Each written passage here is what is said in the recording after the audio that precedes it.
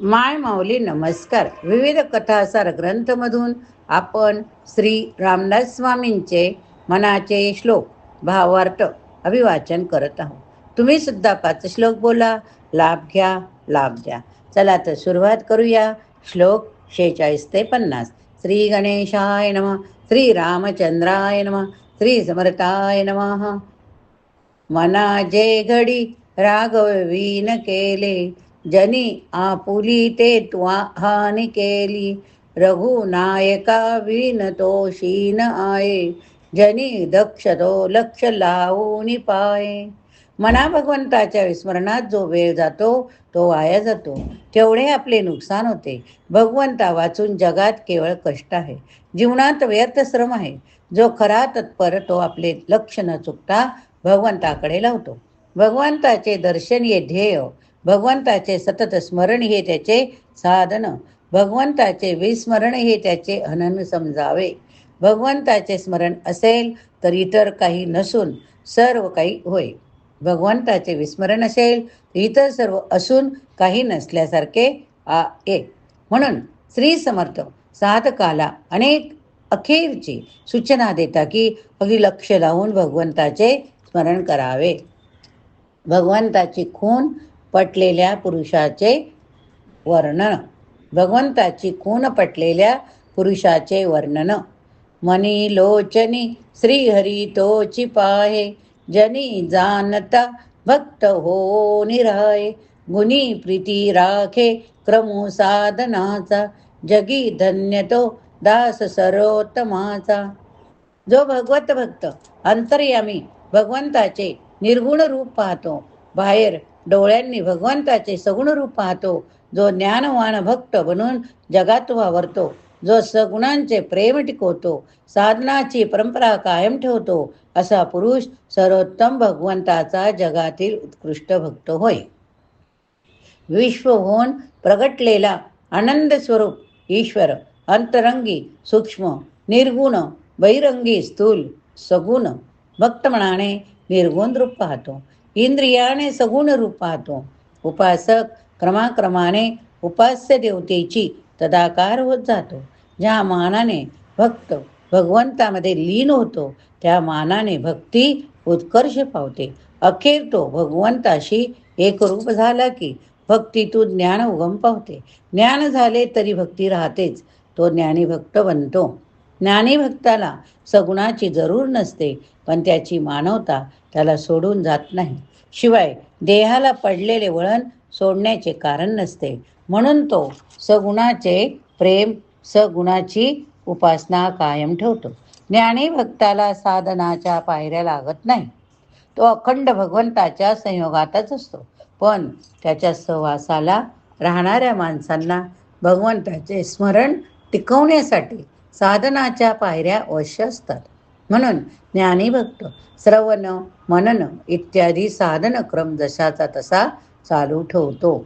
मानवी जीवनातील परमश्रेष्ठ मूल्य दर्शविण्यास श्री समर्थांनी सर्वोत्तम शब्द योजला. जे सर्व बाजूने उत्तम, जे सर्व काली उत्तम, जे सर्व जीवांसाठी उत्तम, जे सर्व अवस्थात उत्तम, ते सर्वोत्तम होय. सच्चिदानंद स्वरूप ईश्वराहून अन्य काही सर्वोत्तम असू शकत नाही. श्री समर्थांनी रेखाटलेला सर्वोत्तमाचा हा दास नुसता ज्ञानी नव्हे, तसेच तो नुसता भक्त नव्हे, तो ज्ञानी भक्त. त्याच्या जीवनात ईश्वराचे दिव्य ज्ञान, विश्वाचे निस्वार्थी प्रेम याचा मनोहर संगम आढळतो. स्वतः अतिमानव असून देखील अभिमान मानवता त्यांच्या वागण्यात प्रगटली.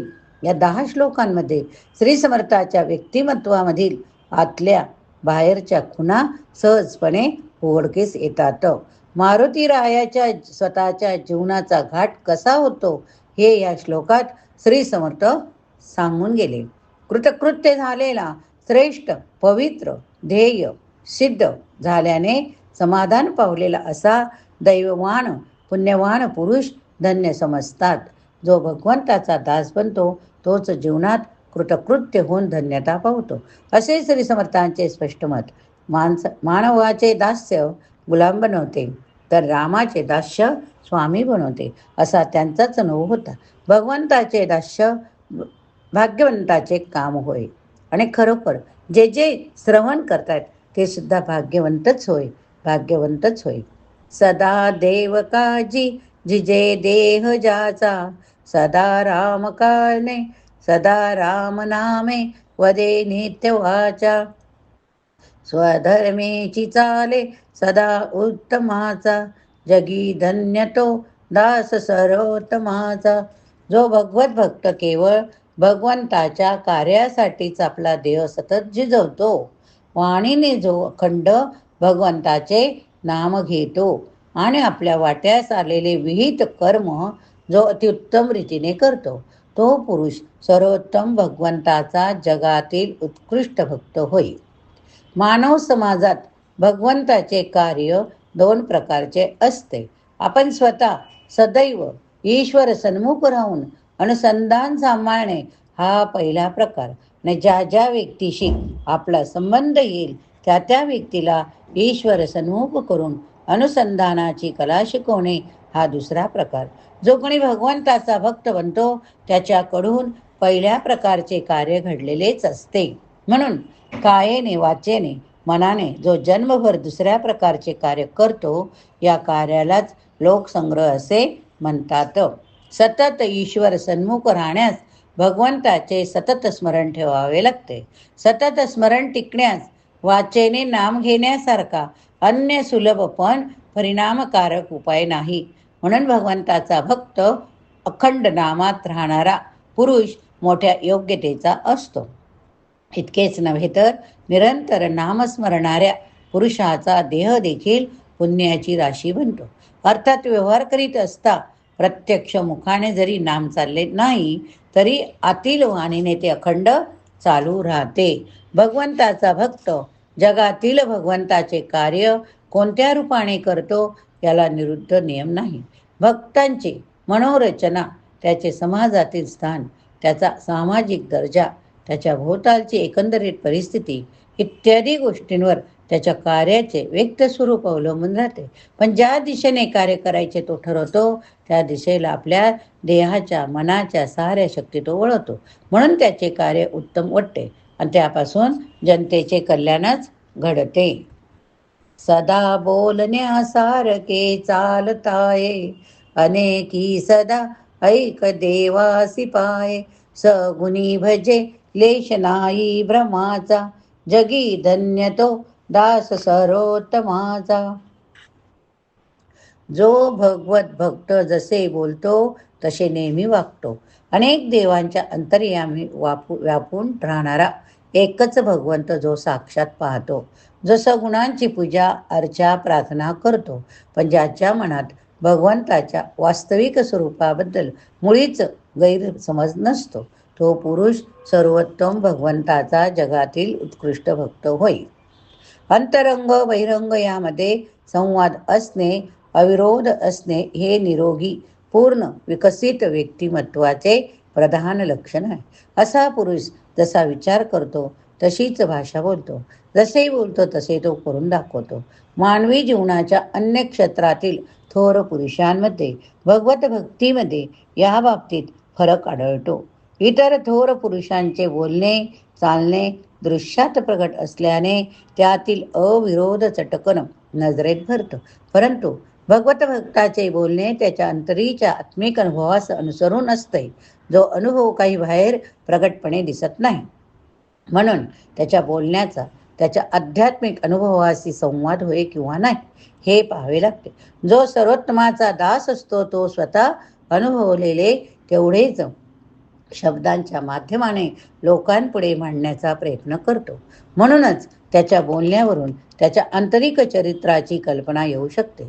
दृश्य विश्व अनेकपणाने भरलेले खरे, परंतु जे निर्माण करून ईश्वराने एकपणाने त्यात प्रवेश केला, याचा अर्थ असा की या विश्वरचनेला दोन अंगे, अनेकपणाचे दृश्यांग, एकपणाचे अदृश्यांग. स्थूल दृष्टी असलेली देहदृष्टी देहबुद्धी अनेकात रमते, तर सूक्ष्मदृष्टी असलेली आत्मबुद्धी अनेकातील एक शोधून त्यात रमते. भगवत भक्ताला ही सूक्ष्मदृष्टी प्राप्त होते. म्हणून देवदेवतांची नानाविध रूपे आढळली तरी त्या सर्वांच्या अंतर्यामी एकच अंतरात्मा साक्षीपणाने वावरतो असा साक्षात अनुभव त्यास येतो. सगुण दृश्य असते, निर्गुण दृश्य असते. सगुणाला निर्गुणाची जरूर लागते, तशी निर्गुणाला सगुणाची लागत नाही खरे. पण निर्गुणाचे ऐश्वर्य, सौंदर्य, सामर्थ्य सगुणाशिवाय प्रगटत नाही, हे पण तितकेच खरे. भगवत भक्ताला भगवंताच्या सौंदर्याचा आस्वाद घेतल्या वाचून चैन पडत नाही. म्हणून तो सिद्ध अवस्था पचनी पाडून सगुणोपासना चालू ठेवतो. अर्थात सगुण अंतिम सद्गुण वस्तू नव्हे, ही सजीव, ही स्वच्छता, हे स्वच्छ जाणीव सदैव जागी राहिल्याने त्याला दृश्याच्या खरेपणाचा भ्रम होणे शक्यच नसते. नसे अंतरी कामकारी विकारी, उदासीन जो तापसी ब्रह्मचारी, निवाला मनी लेश नाही तमाचा, जगी धन्य तो दास सरोत्तमाचा. अनेक विकृती निर्माण करणारी कामवासना ज्याच्या मनात नसते, जो विरक्तपणे तटस्थ असतो, जो तपश्चर्येला वाहून घेतो, जो ब्रह्मचर्य व्रताचे पालन करतो, ज्याच्या मनात क्रोधाचा लवलेश उरत नाही, ज्याचे मन अत्यंत क्षोभरहित होते, असा तो सर्वपुरुष सर्वोत्तम भगवंताचा जगातील उत्कृष्ट भक्त होय. काम शब्दात कम धातू. कम म्हणजे इच्छिने अथवा प्रेम करणे, मोहित होणे. येथे काम म्हणजे काम वासना होय. मानसशास्त्रज्ञ असे सांगतात की माणसाच्या इच्छेला कामवासनेची पार्श्वभूमी असते. कामवासना म्हणजे मानवी जीवनातील सर्वस्पर्शी शक्तीच होय. प्रत्येक इच्छेला तिच्यातून बळाचा पुरवठा होतो. कामवासना जगी झाली की मन फार अस्वस्थ होते, बुद्धी वेडी होते, नव्हे ती बलहीन होते. मनाला आवरणारी शक्ती बलहीन झाल्यावर आतमध्ये नाना विकार निर्माण होतात. जेथे पाऊल टाकू नये तेथे मन उडी मारते, अत्यंत अपवित्र कल्पना करीत सुटते. नाना प्रकारे खाली खेचणारी कामवासना भक्ताला स्पर्श करीत नाही. उदासीन शब्दाला फार विपरीत अर्थ आलेला आहे. ऊत म्हणजे वर किंवा श्रेष्ठ, आसीन म्हणजे बसलेला, उदासीन म्हणजे वरच्या पातळीवर स्थिर झालेला. देहाच्या द्वारा सुख घेण्याची प्रवृत्ती नाहीशी करून जो देवाच्या पायी स्थिर होतो तो खरा उदासीन समजावा. देहातून निवृत्त झाल्या वाचून उदासीनता येऊ शकत नाही. ज्याच्या जीवनात तपास प्राधान्य असते तो तामसी होय. आपल्या ध्येयसिद्धीसाठी जरूर असणारी साधना वर्षानुवर्ष नियमितपणे करणे हेच तपाचे प्रधान लक्षण आहे.